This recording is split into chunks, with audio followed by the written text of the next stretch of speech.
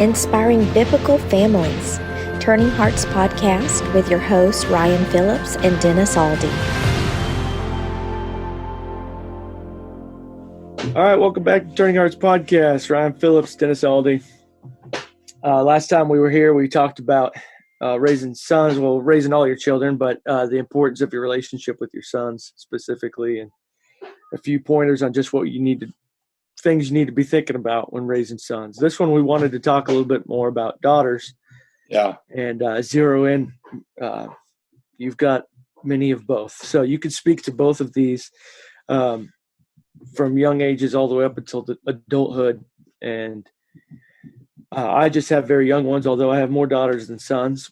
So I'm interested in your perspective and these biblical truths that we've talked about before. But going from young all the way to old, what are some of the things that you really did? I know we talked about spending a lot of time with your sons. I know for a lot of fathers, it's harder to relate to the daughters, maybe for some, and getting into all the feelings and the toenails painted and the Barbies and the relationships and the hurts, and it's a completely foreign world to some of us. Yeah. So how do you keep that relationship close and tender, even into they're looking for that man in their life?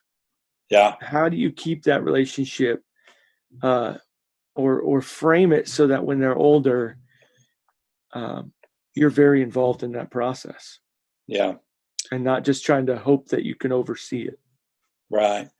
No, I like the way you said that. The reality is the goal is that I'm 100% involved in that reality, because the goal is that my sons would grow up and have wives and raise a godly family.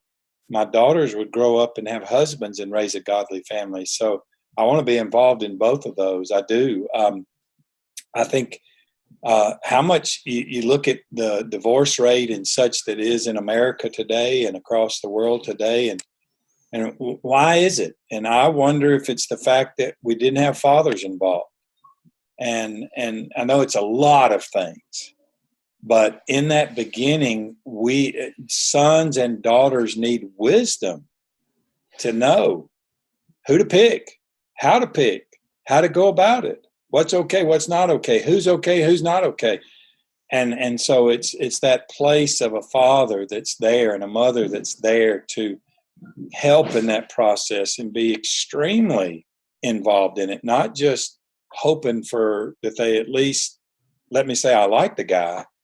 No, we had a total different vision in the Aldy house. And so when my kids went through puberty and we became young men and young women, we addressed exactly what that process would look like. And so that's the goal. I think there's some things that we need to say to encourage fathers with their daughters, and then we can get into the different ages and the goal of being a part of even that, finding that husband someday. I think you said it. I think that the enemy lies to fathers and says that raising daughter is woman's work. I don't know how to be a woman. I don't even think like a woman. So how in the world can I raise and be a part or a major part of my daughter's life? And again, I go back to what I said in the last podcast. The Lord chose his name to be Father, and he has sons and daughters. He didn't pick mother for the daughters and father for the sons. He picked father for both, because I believe the significance a father plays in the life of a child could never be underestimated. It's everything. And I would even say almost, I can't say that it's more for daughters than sons, because it's 100 or it's 1,000% for both. But your daughter's self-worth is going to come from how dad relates to her. There's no doubt about it. It is going to be based on her relationship with her father. And that's why we find daughters that didn't have a good relationship with their dad often find a really bad guy, and they just get attracted to it. And it's because their worth is nothing, so they expect and need a man to treat them worthless. And they'll say, oh, this guy treats me terrible. And I know it, but I just love him. And it's because the father in that situation wasn't there. It turns into, in those older ages, why young ladies turn promiscuous in relationships, why they're looking for boys at a very young age to like them. And so I read a book, and it was early on and with my children, and it told a story of a father. Well, it was a counselor who was doing a counseling session with this young lady who was like 22. And she was confessing to the counselor that she had had sex with a lot of different guys since about 16 years old. And so the counselor was saying, do you have any idea why you did that? And she said, oh, I know exactly why I did it. And the counselor was kind of shocked and just said, yeah, my dad had said I could date. And I was 16 years old.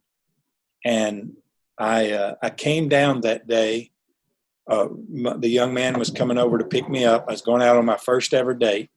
And I came down, and Dad was sitting over in his chair. I asked him, I said, Dad, how do I look? And Dad was sitting over his chair, and he had the newspaper up. And she said, my dad did not move the newspaper. He just said, great. Be careful. She never saw his face. It was covered. And she said, from that day on, I have looked for a man to tell me I'm beautiful. And I will do anything to get a man to tell me I'm beautiful. And so to finish the story, the counselor said, well, have you ever talked with your dad about this? He said, no, I was too scared to. And she said, would you be willing to talk to him? And so she said, yes. So they called the dad into another section. The dad came in. They began to share that example. And the dad just right there before his daughter and the counselor said, no, I remember that day perfectly. He said, when you came down, I had no idea what to say because you were a girl and I'm your dad. And so I hid behind the newspaper because I was scared to death. And I wanted to tell you how beautiful you are. I wanted to tell you how excited I was, but I just didn't know what to say, so I hid. And the girl just began weeping and crying, and the dad asked her to forgive him, blah, blah, blah. She quit seeking other guys so it healed, and all the relationship of dad and daughters, it's just like with sons. It just cannot be underestimated. It's so significant. Their self-esteem, their self-worth comes from it. And I think it's easy. It's like with sons. We all think it's easier with sons. Yeah, we can go out in the yard. But, I went out in the yard and played football with my daughters. I did. At the same time, I played dress up with my daughters. Unfortunately, I let my daughters put makeup on my face, But it's those same three mandatory things that our daughters need from dads, and they're all doable. And it's to talk to them. Our daughters need us to touch them, and they need our time. And really, sons need the exact same things, but daughters obviously in slightly different ways. Daughters need to talk. I got so many stories about the difference in my sons and daughters. Most of them all boil down to the girls won't be quiet and the guys never say anything. And we laughed at it and we loved it and we valued it and we made it precious. And I made my son sit and listen to them talk, because someday I want them to sit and listen to their wives talk. But they just need conversations. Dad, you can do that at every age. At a 2-year-old age, what you thinking? That's what I shared in the other podcast, that miracle question, what you been thinking? And then you don't have to say anything else, Dad. Just listen. Mm-hmm. It's really what you have to do. without it, girls feel rejected. They don't have a sense of self-worth. They don't feel beautiful. And again, I think it was John Eldridge wrote this great book called Wild at Heart for guys, and then a Beauty or something for women. But the thing he said to the women is that every girl grows up and they need to know really two things. Are they loved? And are they beautiful? Are they special? And so I determined, since my daughters had 5 brothers and 1 father, that father first and foremost would every day tell her she's beautiful and she's special and he loves her and she's perfect. That everything about her is perfect, because it's different from guys. You know, if guys get mad, we just kind of punch each other or don't talk to each other, and next day we're all good. Mm-hmm. Girls, every day there's this competition for how they look. Mm-hmm. It's real. You know, am I beautiful? My friends are more beautiful than me, or so-and-so said I didn't look good here, and they're struggling and the enemy's attacking them. And what can settle it is dad. And so, Dad, we're that voice. We're saying you're beautiful. Oh, I tell my kids this all the time. I hope it wasn't a bad thing. I tell them today, they're 22 and 17. Matter of fact, I was telling them last night. I said, you know what? If I wasn't married to your mama, you'd be the girl I'd be after. You're that doggone good looking, you know? And it's because I believe they're beautiful. And I want them to know that as a man, I would be attracted to you. You're so beautiful. And now there's nothing weird or inappropriate. I would never be inappropriate.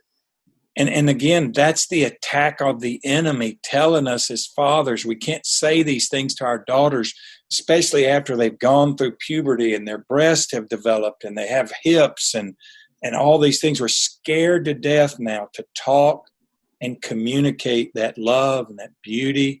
I tell my daughters all the time, boy, these guys around here, they have lost their mind because you finest girl that ever walked the earth. I'm going to go buy me a bigger gun tomorrow, you know? And it's because I believe it. I do. Oh. And I want them, like I said, I determined that my girls would never have to have another man feed that need in them until I, as dad, said, hey, let's let that guy do it. I agree with that. He's a guy you could let baby do that. And so I did it all the time. I do it all the time still. You know, my 22-year-old, she would love to be married, but the Lord hasn't sent a young man. It's very difficult for her. She wanted to be married at probably 20. I always told her maybe about 40 or 50, but I was joking, maybe kind of. And I purposefully tried to scare a lot of guys off. But, you know, she needs to know that she's lovely. And so it's my job. I told the brothers, I said, look, and I told my daughters this about my sons. I said, look, these guys need to think that a girl thinks they got big muscles. And so you need to tell them all day you like their muscles. You need to provide that in a healthy, not inappropriate, not sexual, none of that. But you as sisters can provide that need for your brothers till the Lord sends their wife. That way there's not this casual dating to see if they could do it, see if this one will do it. And you end up giving your heart to everybody that does, no idea if you should marry them or not. Mm-hmm. So my sons and I, we'll sit around the house. What I did last night in the house, I looked over at my oldest son. I called his name and I said, tell me what you think about how good looking your sister is. And he was like, oh, she's good looking. You know, and then I went to the next son and then we picked out the other daughter, and all 3 of the men, we just talked about their beauty and we talked about how precious they were. And so we're trying to meet that need. And Dad, it's your job to meet that need. They need your conversation. It's the key to your relationship with them. So just talk what you've been thinking about. Tell them what you've been thinking about. Even if it's cars and trucks or deer hunt, tell them. Yeah. They want to know. They need to know. Yeah. So that then touch, again, I'm not in any way talking about an inappropriate touch, but they need you to hug them even after puberty. They need, because if you don't, they're going to go find a strange young man that probably doesn't have the greatest of intentions to do it for them. Mm-hmm. And so dads, touch your daughters. All children, but especially daughters want to, I still hug my sons. They're 20 years old and I go up and I hug them tight. I'm always popping them on the back and rubbing their shoulders in some kind of a way. Same thing with my daughters. I want to constantly be hugging them very closely, because if I don't give it to them, then they might inappropriately get up some other young man to do it. All the way through puberty, after puberty. I mean, the hormones are changing so much in a girl. It's real. It's an emotional roller coaster. And dads, we want to check out, but don't do it. Just be there, touch them, talk to them. And then just again, like with our sons, we got to give them that time, the littlest of time. It doesn't have to be like hours a day, just 10 minutes. I just got home from work. Hey, tell me how you doing. Tell me if any guy talked to you at school today. I'd just like to know. Tell me what you think about guys. Tell me what you think about school. It's so easy just to give time and talk and touch. It can happen in 5 to 10 minutes a day, but it's there. It's regular. It's building the relationship. Anyway, that's my first thoughts. When I had daughters, I began taking them deer hunting with me. I mean, there's so many stories of them wetting their britches in the deer stand, trying to please daddy not to go to the bathroom, and it couldn't hold it, and I didn't know it. And they, just greatest memories.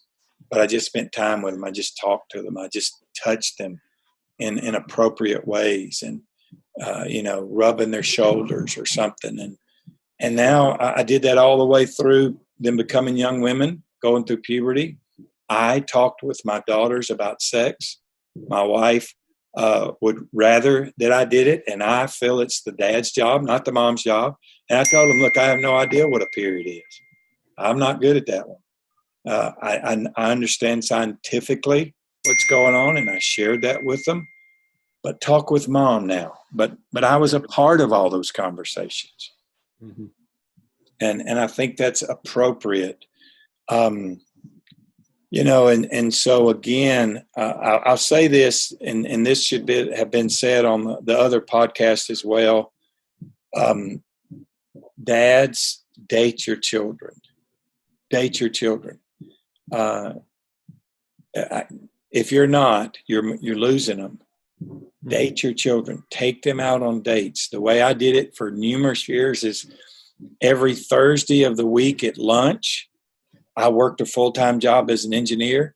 We started with the oldest. And so every 8 weeks, I had another date with that same child. It's 7 kids. So oldest, second, third, fourth, every week was a different child.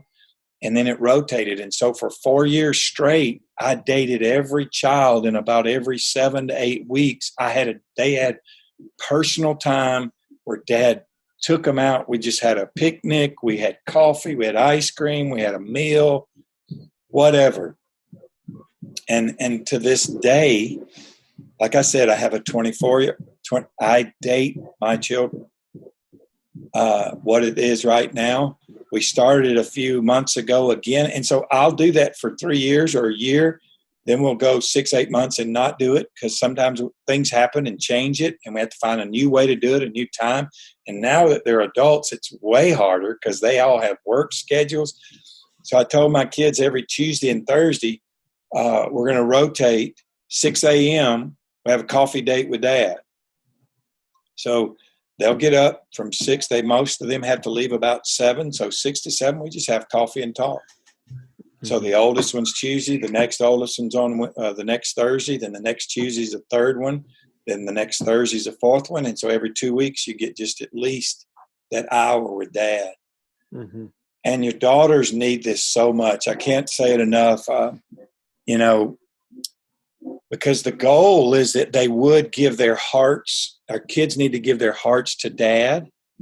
And then when they're old enough and it's right, dad helps them give that heart to a young man if it's a girl, or a young woman if it's your son. Mm-hmm. And that's what I said to my daughters. And believe it or not, when my daughters went through their rite of passage for womanhood, it was every eye in the place was weeping uncontrollably. But my daughters went and had these little silver hearts made and engraved their name and the date of their womanhood ceremony. And they gave it to me as a part of the ceremony and said, Dad, I give you my heart. And I'm going to trust your leadership and that you want me to have a great husband someday. And when I get old enough, I want you to be a part of helping me find that right guy. I want you to feel good about him and be involved in it in every way. And I'm not picking him. I have no desire to pick them, but I have every desire to know them and help my daughters decide, is this a guy that's going to treat you right for the next 50, 70, 80 years? And it's going to love you and lead you to Jesus and raise your kids to love Jesus and all of those things. And so they did. And I still have those hearts. And on their wedding day, I'm going to give them those hearts, those physical little silver hearts, and they'll give it to their husband on their wedding days. So, yeah, the goal is that we'd be way a part of that. Yeah. And I think, you tell me, Ryan, again, what about the 16-year-old that's wanting to date? I think you mentioned a question to me about it. Yeah. Just the men's group I'm part of, we just had some discussion about this. One of the guys has got a 16-year-old, and the wife and the husband have been praying about how to approach this right, and they've come to the conclusion that they want to be a part of it.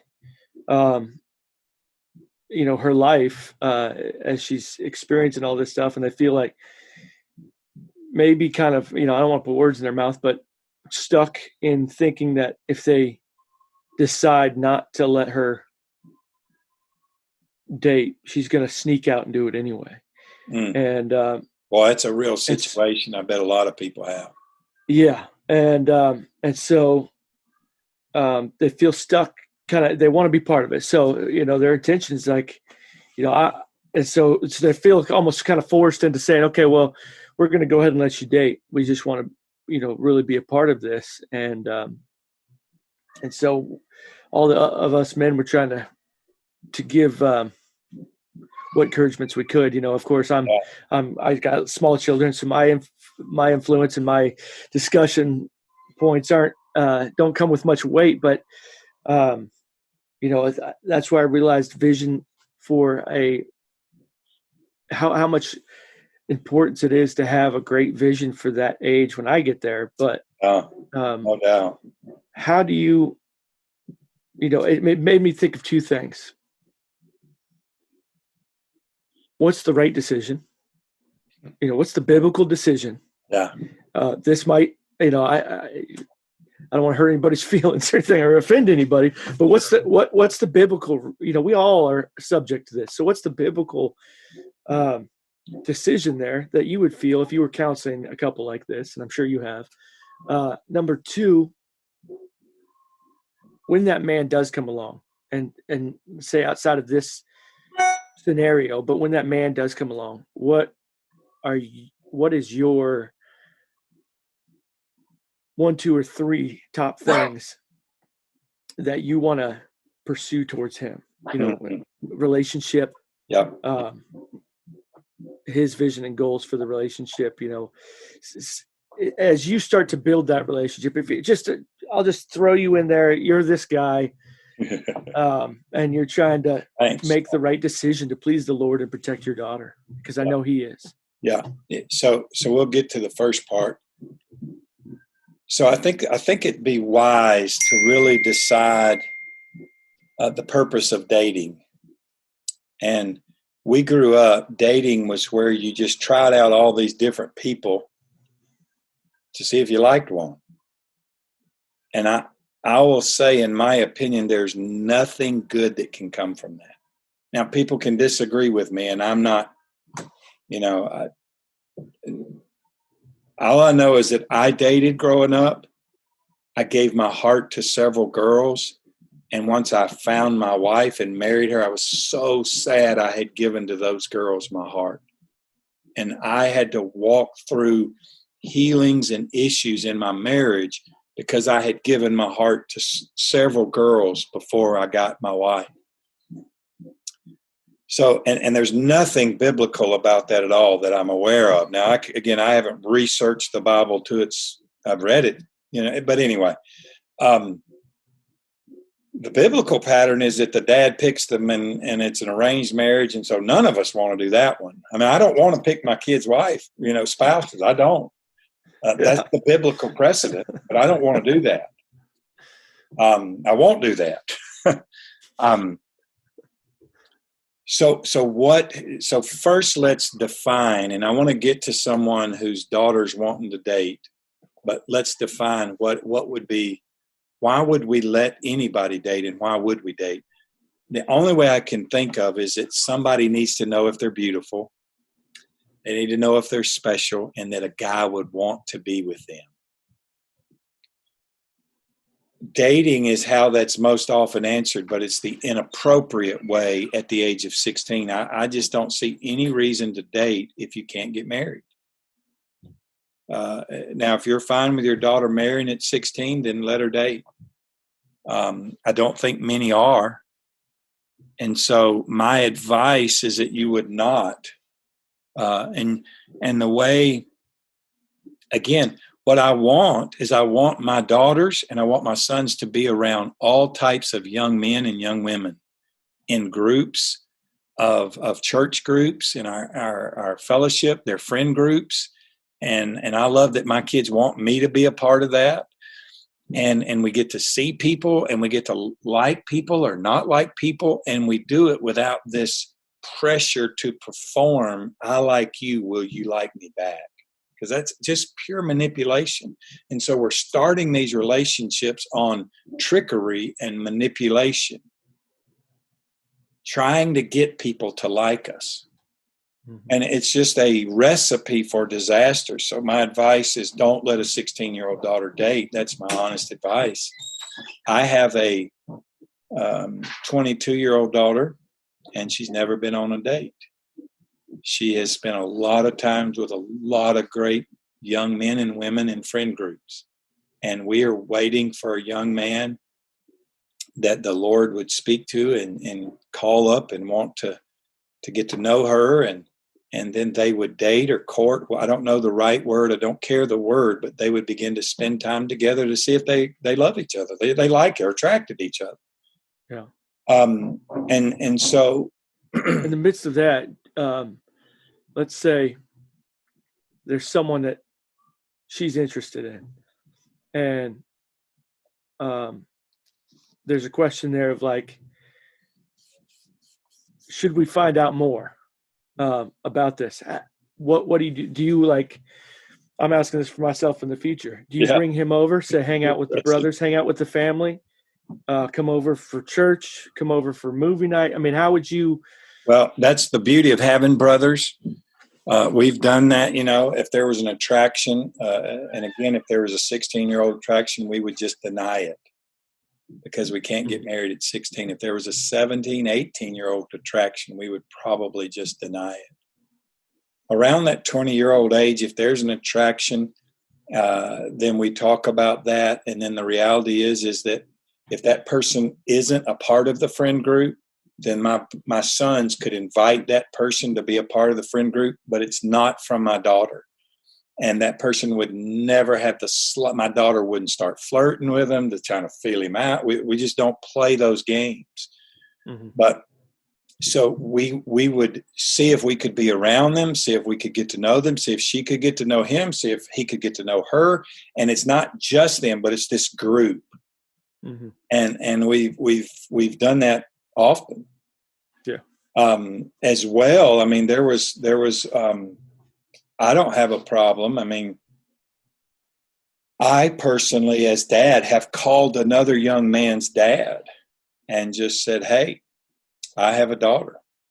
You have a son. It's a real weird talk. and I said, I don't want anything that's not Jesus. But I just want to have a conversation and say I'm raising a young daughter to love Jesus and someday love her husband. I know you have a young man that, to my knowledge, is someone that would possibly fit that bill. I don't know. I'm certainly not pressuring it, but I'd like for you to pray about it. And if you ever felt a need to mention to your son, my daughter, you're welcome to.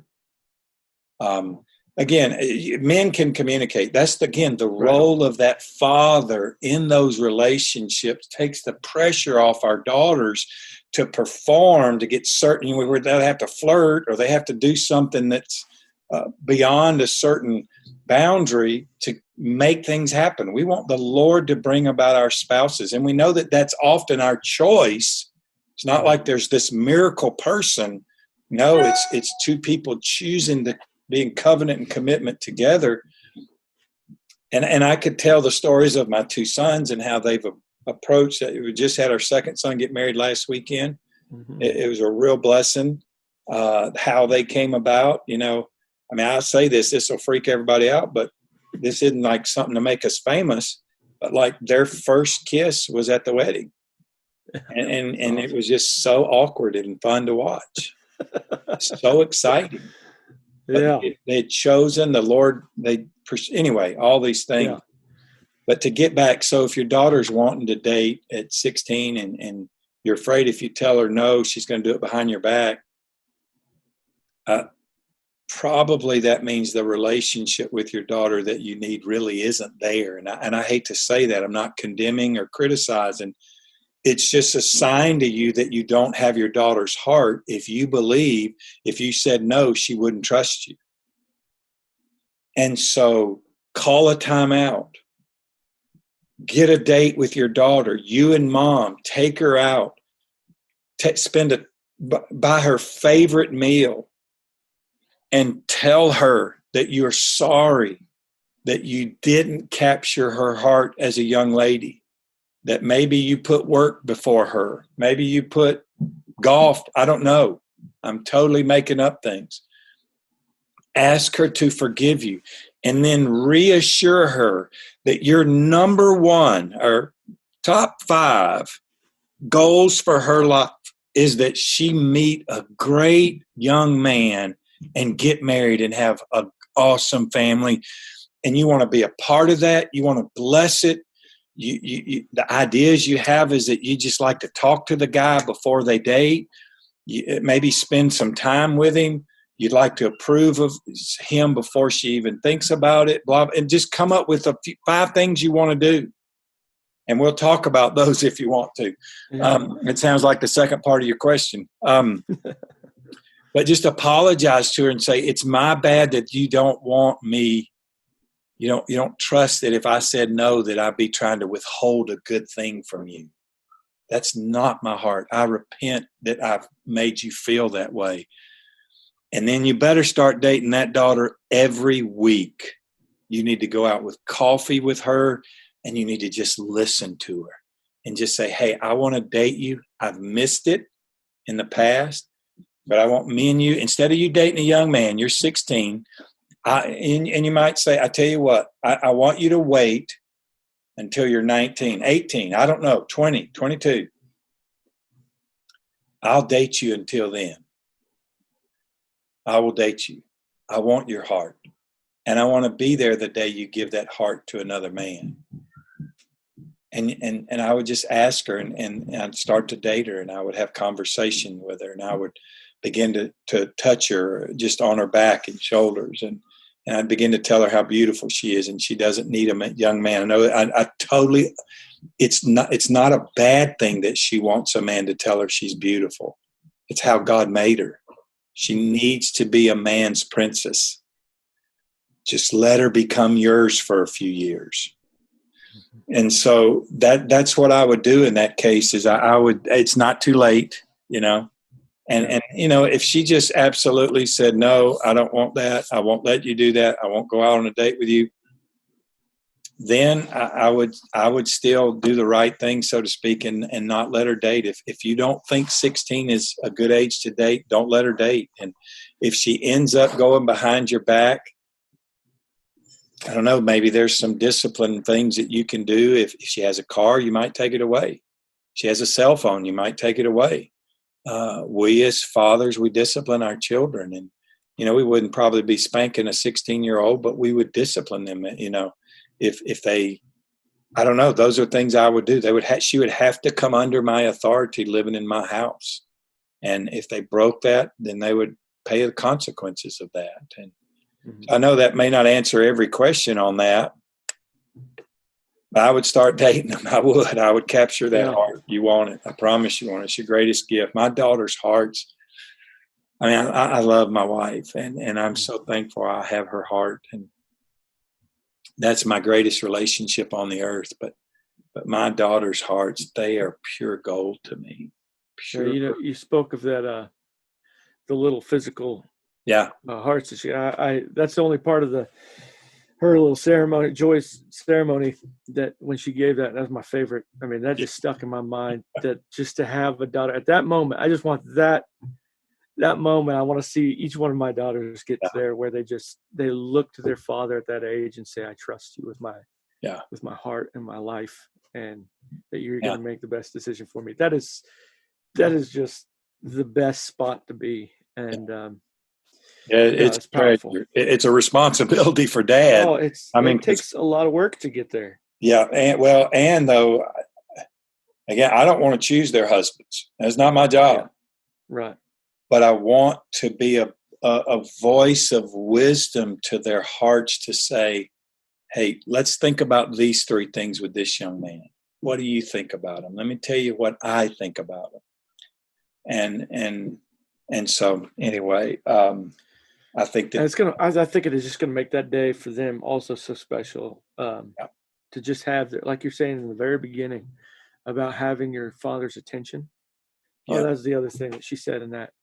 Thank you for taking the job as being my father seriously. Yeah. That's what you're talking about in the beginning, you know, of the newspaper. He was shrinking in fear, and so it caused her to make a decision that was outside of the realm of safety. Yeah. And to take that seriously, of just taking that step out of being, putting the paper down and filling that void for her. Yeah. Would have saved her. I mean, and made that day much more special. So, absolutely. So, second part of that question, that day does come. Yeah. And this might be for some, eye-opening in that, if they're trying to guess 16, 17, 18, 19, 20, this should maybe answer that. When you find that man, what are some top 3, top 5? How many you want? Yeah. Things that you were going to sit down and really focus in on with him. Yeah. Yeah. Sure. No, well, a lot of it will depend on if I've known him or not. I'll be truthful. I think that the greatest wisdom we can give our kids is that when you're looking for a spouse, you look for someone that the family, and you've seen that their family thinks and has biblical values like you do. Now, that's not always the case. My wife and I, when we met, we did not know each other's family, so it's not requirement. The only way for a good marriage, it's none of that. But while we're just setting up how we're going to do it, we think the ultimate case would be that I've known their family for 8 years, and I've watched that young man for 8 years, and I know a lot about his character. But if I don't, and even if I do, what am I going to do? I'm going to ask him. I've always said, this was the joker we gave my daughter. I said, who is it in the Bible? I just forgot his name. Rachel and Leah and Rachel, Jacob there. He spent one of them. He worked 7 years and got the wrong wife, and 7 more years. So I told my daughters, I said, well, here's how we're going to do it. If a young man calls and wants to talk to you, he's got to date me for 1 year. And then he's got to date every brother you have 1 year apiece. And at that time, she had 5. So then that's 6 years of dating the men of the Aldy family. And at the end of that date, those 6 years, we're going to take a vote. And if there's 1 thumbs down, he's out. Now, that was our joke. We probably won't do that. But I do want to talk to that young man. I want to ask him a lot of questions, I want to ask him to just tell me about his relationship with Jesus. I want to ask him what's his history and struggle with pornography. I want to ask him, and it's not to condemn him. In my opinion, that's not a condemning thing at all. I just want to know. I want to hear his heart on the subject. I want to know I just want to talk about it, you know. Mm-hmm. I want to know what his plan is to pay for a family. He doesn't have to have the money. I just want to know that he has a plan to pay for it, you know. I want to know his heart on raising children. Does he believe in parents should raise the children in the nurture and fear and admonition of the Lord, or it's just by chance? But those aren't like, I don't know yet. I haven't had this opportunity. Right. But I was going to say, I don't know what's a deal breaker or not. Yeah. And it's probably not the things that most people would think. I want a relationship with a young man, and it doesn't have to be a 6-year one. But I want to feel like he's a young man that I can believe is growing in Jesus, whether my daughter's there or not. I think that would be pretty big to me. Yeah. I've told my children I want them to know, and therefore possibly me too, that they've watched that person be corrected by an authority. And how did they respond to that correction? I think that's one of the best things we can know about someone before we marry them is how do they handle correction? Because we're all going to be corrected by somebody. Every man I know has been corrected, and every woman I know has been corrected. And if there's someone who does not handle correction, then they're not going to be a fun person to live with. Mm-hmm. They're not. So I'm looking for that biblical character to handle correction. But, you know, if the right guy, somebody that I knew called today and said, hey, I'd like to know if I could have permission to seek your daughter or to pursue your daughter, I would want to know if my daughter's attracted to him. So I would go to my doctor and say, hey, you think this guy's good looking or not? Do you like something about him or not? And if she says no, we're just going to say no. I mean, unless she says I'm not, but I'd like to see. I mean, that's up to my daughter. And then as well, we pray. And if I or she just feels a red flag, we don't do it. If I feel a red flag, then we pray longer. I'm not the deciding factor, but I'm a factor. So anyway, I would want to know, build a little bit of a relationship with them. And so then they would start probably coming over. I would want to know what his boundaries are on how they're going to get to know each other. What's your plan to get to know my daughter? And if it involves a lot of dark movies, and I'll tell him, I don't think you're the man. You know, if it involves a lot of hanging out at the Aldi house or at his house, then I think I can agree with that. Are your parents going to be home? You know, that kind of thing. I'm trying to think what else. Do you have some? No, I think those are good. I really like the one of just knowing that, like you're saying, just knowing that he has a functioning relationship with the Lord and how he's dealt with the sin in his life.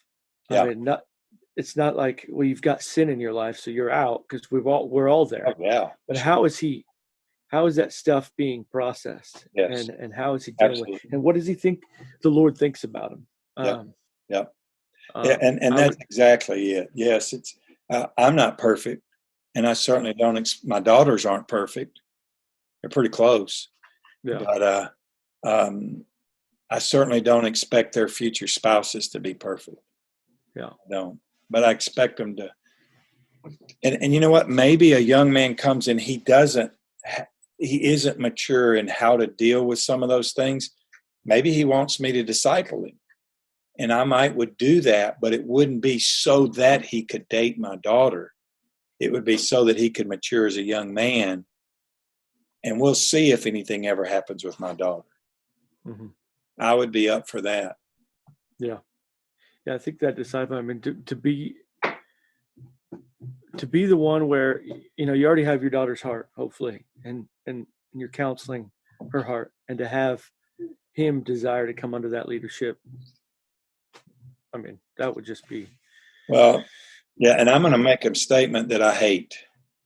I want it known. I don't like this statement, but I am raising my daughters to go and serve another man, not that man come and serve my daughters. That's not normally the case in America. Normally every father like, well, you better take care of my daughter, and, you better give her everything she wants, and give her, buy her everything she wants. And that's not biblical. That's not a biblical role. The biblical roles are that the husband is the leader and the wife is the helpmate. And I'm raising my daughter. She gave me her heart, and she's been a helper to dad, not in any kind of an inappropriate way. But someday I'm raising her that she would be a helpmate to another man's vision, not dad's vision. And that's going to be like my worst nightmare. I love my daughters. I want them to be near me forever, but I want them to give their lives and their heart to another man and follow him and serve him and bless his vision and help his dreams come true. And so, it's not, the biblical pattern. We do it so totally wrong in our marriages in America. The biblical pattern is it has nothing to do with the bride. It's all about the bridegroom, Jesus. And the way we do our wedding ceremonies, all these things are backwards from that. And they're not terrible. It's not going to ruin a marriage. I got married in those ways, The wife walks the aisle and the man's at the end. But the biblical pattern is that the bride is ready and she doesn't know when the groom's coming. And it's all about his day. And so I just want that to be an understood attitude and such. Yeah. Well, that's powerful. And I think that's just the tip of the iceberg when it comes to it. And but hopefully that's encouragement to everyone out there. And it's to all your situations. There's lots of different situations and questions. But I'm hoping that this stirs some questions and stirs some thoughts from people to respond, because I would really welcome any kind of even challenges and and questions and situations that may or may not line up with this. So I agree. If you have those for this one or the last one, make sure you email info at is it Turning Hearts or info at turninghearts.com. Yeah. Email questions and thoughts and arguments and all that fun stuff. So bless you all, and I hope to see you next time. Amen. Thanks. Thanks for listening to the Turning Hearts podcast.